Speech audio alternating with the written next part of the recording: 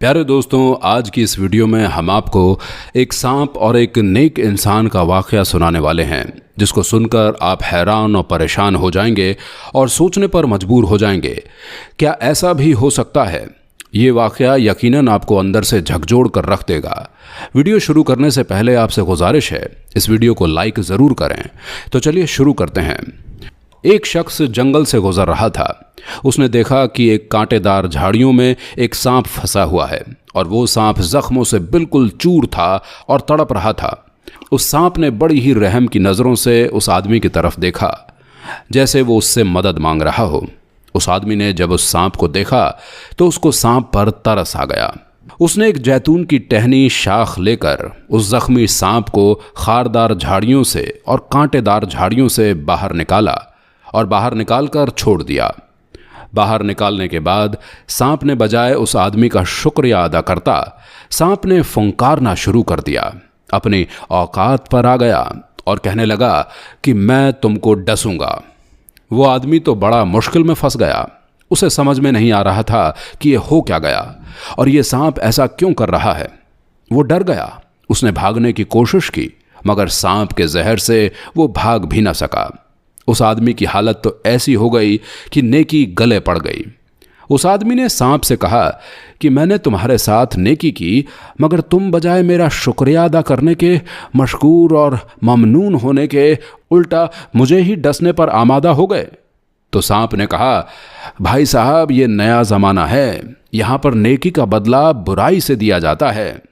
उस आदमी ने कहा, नहीं नहीं, ये गलत बात है। ज़माना इतना भी ख़राब और बेकार नहीं हुआ है कि अभी भी यहाँ पर नेकी का बदला बुराई से ही दिया जाता है। तुम अगर चाहो तो हम किसी इंसाफ करने वाले के पास चलते हैं, किसी को सालिस बना लेते हैं, वो फैसला करेगा। मैंने नेकी की है, इसलिए मेरे ख्याल में नेकी का बदला नेकी है और फैसला मेरे ही हक में होगा। सांप ने कहा, क्योंकि वो नए ज़माने को जानता था, उसने कहा, कोई बात नहीं, ये रहा घोड़ा, ये रहा मैदान, चलो फैसला करवा लेते हैं, है ना, मुकदमा कर देते हैं। ये कौन सा मुश्किल काम है, चलो चलते हैं। लेकिन सांप ने जाते जाते कहा कि याद रखना, आज का ज़माना नेकी का बदला बुराई से देने का है, इसलिए फैसला मेरे हक में ही होगा। कहा कि चलो देखते हैं। सबसे पहले ये दोनों आदमी और सांप एक गाय के पास गए और अपना मुकदमा बयान किया और साथ में ये भी कहा कि देखो, सांप कह रहा है कि आज के ज़माने में नेकी का बदला बुराई है। गाय ने सारी कहानी सुनी और ठंडी आह भरकर बोली कि ऐ शख्स, शायद तुम्हें यह कबूल ना हो और तुम इस बात को मानने को तैयार ना हो, लेकिन आज के ज़माने में नेकी का बदला बुराई से ही दिया जाता है। मुझे देखो, मैं जवान थी, मालिक को दूध देती थी, मालिक का बोझ उठाती थी, उसके बच्चे मेरा दूध पीकर जवान हुए। मालिक मेरा ख्याल रखता था, मुझे चारा और पानी देता था। लेकिन अब मैं बीमार हो गई हूँ, बूढ़ी हो गई हूँ, अब मैं दूध देने के काबिल नहीं रही, उसका बोझ उठाने के काबिल नहीं रही, तो मालिक ने मेरा ख्याल रखना छोड़ दिया और मुझे दरिंदों के हवाले कर दिया। अब मैं भूखी मरूं या प्यासी मरूं, उसे कोई फ़र्क नहीं पड़ता। इसलिए मैं भी इस बात को मानती हूँ कि नेकी का बदला बुराई से ही दिया जाता है, जो कि मेरे साथ हुआ। ये सुनकर तो सांप और खुश हो गया और फुंकारने लगा और कहने लगा, अब तो मैं तुमको डस लूँगा। वो आदमी और ज़्यादा परेशान हो गया। उसने सोचा, ये गाय भी एक बीमार जहन की मालिक है और अरबी में कहावत है कि बीमार की राय भी बीमार ही होती है।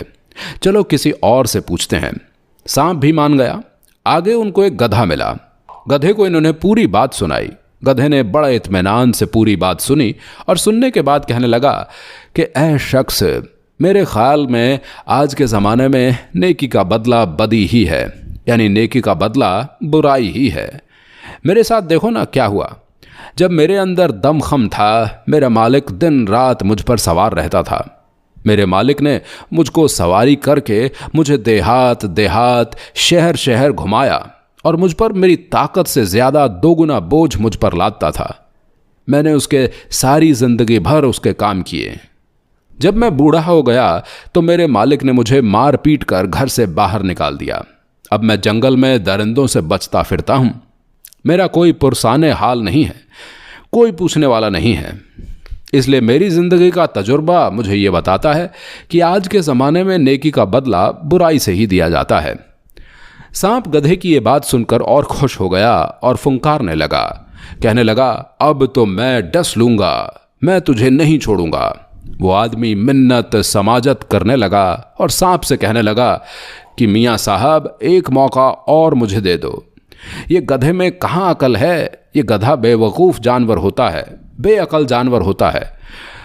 हम कहाँ इसके पास फैसला करने आ गए। एक काम करते हैं, किसी अक्लमंद के पास चलते हैं, किसी दाना के पास चलते हैं।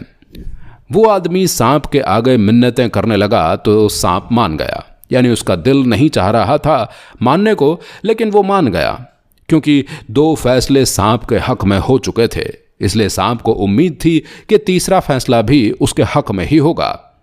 इस बार वो दोनों यानी आदमी और सांप एक बुजुर्ग के पास पहुंचे, एक दाना एक अक्लमंद के पास पहुंचे और सारा वाकया सुना दिया और साथ में ये भी सुना दिया कि गाय ने और गधे ने क्या फैसला दिया था। बुजुर्ग ज़रा होशियार इंसान थे, दाना और अक्लमंद इंसान थे। उन्होंने पूरा किस्सा सुना और उनसे कहा कि मुझे उन झाड़ियों के पास ले चलो जहाँ से तुमने इस सांप को निकाला था। पहले वो जो इंसिडेंट हुआ था उसको हम रिक्रिएट करेंगे, यानी पहले तुम सांप को झाड़ियों में फेंको और मेरे सामने निकालो, मैं देखूंगा तुमने कैसे निकाला था, उसके बाद मैं फैसला दूंगा। बहरहाल ऐसा ही किया गया। तीनों झाड़ियों के पास गए और सांप को दोबारा उन खारदार और कांटेदार झाड़ियों में फेंक दिया गया। और जैसे ही वो आदमी सांप को दोबारा निकालने के लिए उस झाड़ियों में हाथ डालने लगा तो उस बुजुर्ग, उस अक्लमंद ने उस आदमी का हाथ पकड़ लिया और उसको मना कर दिया और कहा कि इस सांप की औकात नहीं है कि उसके साथ भलाई की जाए, उसके साथ रहम का मामला किया जाए। इसकी जगह ये खारदार झाड़ियाँ और ये कांटेदार झाड़ियाँ ही हैं। इसलिए बेहतर यही है कि इस सांप को, इस जहरीले सांप को यहीं पड़ा रहने दो, क्योंकि इसे जो भी निकालेगा वो नुकसान उठाएगा। मेरे भाइयों, बहनों और दोस्तों, इस किस्से से हमें बहुत बड़ा सबक सीखने को मिलता है कि हमारी ज़िंदगी में भी हमारा वास्ता, हमारा पाला कई तरह के सांपों से पड़ता है।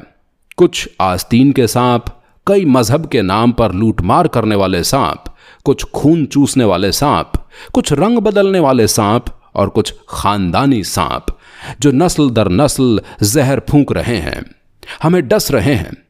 जिन सांपों को खारदार झाड़ियों में और जिन सांपों की जगह कांटेदार झाड़ियां थीं, हमने वहां रहने देने की बजाय उन्हें वहां से निकालकर ऊंचे मकाम पर पहुंचा दिया, उन्हें अच्छी अच्छी मसनदें दे दी। अब वो सांप अपनी फितरत पर आ गए हैं, क्योंकि सांप और बिच्छू अपनी फितरत को नहीं बदलते। उनका काम ही डसना है, उनका काम ही डंक मारना है।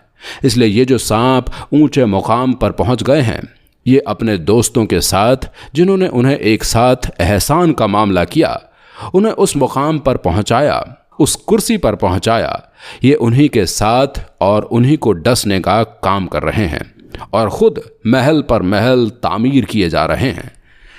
एक बात याद रखें, ये सांप कई तरीक़ों से हमें डसते हैं। कभी दोस्ती के नाम पर, कभी झूठे रिश्तों के नाम पर, कभी रहबरी के नाम पर।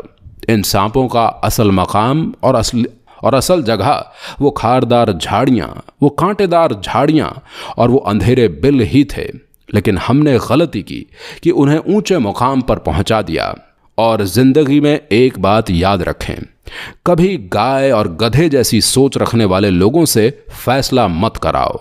ऐसे लोगों को दोस्त मत बनाओ, वो हमेशा गलत ही फैसले देंगे, बीमार ही फैसले देंगे। अपने फैसलों को नेक लोगों के हाथ में सौंपो, दीनदार लोगों के हाथों में सौंपो, क्योंकि उनके पास इल्म होता है, इंसाफ होता है और फैसला करने की सलाहियत होती है। मुझे उम्मीद है कि ये वीडियो आपको ज़रूर पसंद आई होगी। वीडियो को लाइक करें और चैनल को सब्सक्राइब ज़रूर कर दें। मिलेंगे आपसे एक और नई वीडियो में, तब तक के लिए अल्लाह हाफिज़।